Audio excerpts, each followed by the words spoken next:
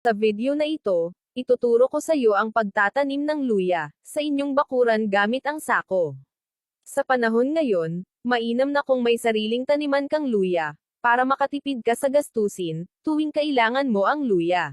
Bukod sa ginagamit mo ito sa pagluluto, maraming benepisyo ang makukuha mo sa luya, na nakakatulong sa kalusugan ng mga tao. Kaya nagmahal ang presyo nito sa merkado. Ang unang gagawin, para masimulan mo ang pagtatanim ng luya. Kailangan mo lang bumili ng laman ng luya sa palengke. Mas maganda ang nabili mong luya, mayroon na itong mata o parang talbos para mabilis itong mabuhay. Ang pinakita kong idea, ay pwede magtanim sa sako, para lahat ng tao na kahit walang malaking lupain, ay pwede ka magtanim ng luya.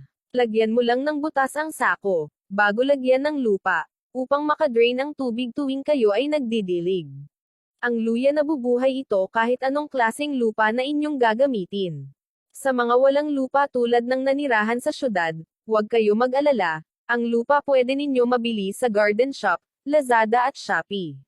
Ang lupa na pwede ninyo bilihin ay garden mix soil, loam soil, at potting mix. Ang paglagay ng lupa sa sako ay tama-tama lang, at huwag masyadong puno. Sa ganitong paraan malaking natipid mo, makagawa ng taniman. Ilagay ang luya o binhi, sa ibabaw ng lupa, at tabunan mo ito ng pino na lupa, para mabilis itong mag-germinate o tumubo. Ilagay ito sa lugar na hindi naisturbo, at pwede ito ilagay sa lilim na lugar o kahit maarawan, ang luya nabubuhay ito kahit saan mo ilalagay. At walang piniling panahon ang luya, pwede sa tag-ulan o tag-init.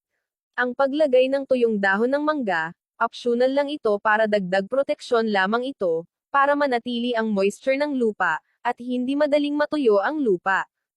Pagkatapos, diligan mo agad ito upang makainom ng tubig ang luya, para mabilis itong mag-uugat. Ang pagdilig sa luya depende ito sa sitwasyon ng lupa. Minsan kapag basa pa ang lupa wag muna magdilig. Ang pagdilig, pwede nyo itong gawin, kada 3 o 4 na araw. Pagkatapos ng 48 araw, ganito na kalaki at marami na ang puno, unti-unti na silang dadami. Kung napapansin mo, berde na ang mga dahon nito, sa ganitong edad pwede na itong i-cultivate. Ang pag-cultivate sa luya, hindi na kailangan bongkalan ang lupa, dahil masisira ang laman nito. Ang gagawin lang nito, tanggalin ang dahon sa ibabaw nito, at lalagyan ito ng lupa. Mas maganda ang ilagay mong lupa ay mayaman sa compost, para mas tataba pa ang luya mo at mabilis lumaki ang laman. Ang pagtanim sa luya, hindi ito mahirap alagaan, pagkatapos mong itanim, pwede mo itong iwanan at kusang nabubuhay lang ito. Ang buhay ng luya, hindi ito magastos alagaan, nabubuhay ito kahit walang fertilizer at walang insecticide, at hindi ito basta-basta lapitan ng insekto dahil sa tapang ng amoy at lasa ng luya. Pagkatapos maglagay ng lupa, ibalik ang dahon at diligan ito, para mabasa ang lupa at manatili ang moisture nito. Pagkatapos ng 74 na araw, ganito na kalaki at makapal na ang dahon, at madami na din ang puno, sa ganitong edad naglalaman na ito at malulusog na ang mga laman nito. Kung gusto nyo pang padamihin ang puno, at patatabain ang laman, dagdagan nyo lang ito ng lupa upang manatili ang pagdevelop ng luya. Sa ganitong paraan malaking tulong ito upang kumita ng dagdag extra income, kahit sa bahay mo lang itong ginagawa. Huwag kalimutan ang pagdilig kahit malaki na ito, dahil ang moisture na lupa ang magiging suporta ng kanilang buhay, upang manatili sila sa kanilang kinatatayuan at gumaganda ang tubo.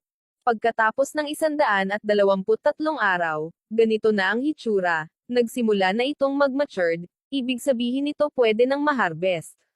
Ang pag-harvest ng luya, nakadepende sa iyo kung patutuyuan mo pa ang dahon nito. Ang harvesting time ng luya ay simula sa 8 buwan hanggang sa 12 buwan o higit pa. Kung sa ibang market ang tatanungin mo, mas mabenta ang ganitong edad na medyo babata pa, dahil mahusay ang hitsura at malusog.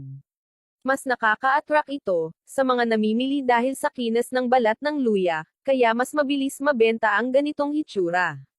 Kung gusto mong matutunan ang ganitong ideya, huwag kalimutan mag-follow sa Facebook page, na Daily Garden at Home, upang ma-update ka tuwing nag-upload ako ng bagong video.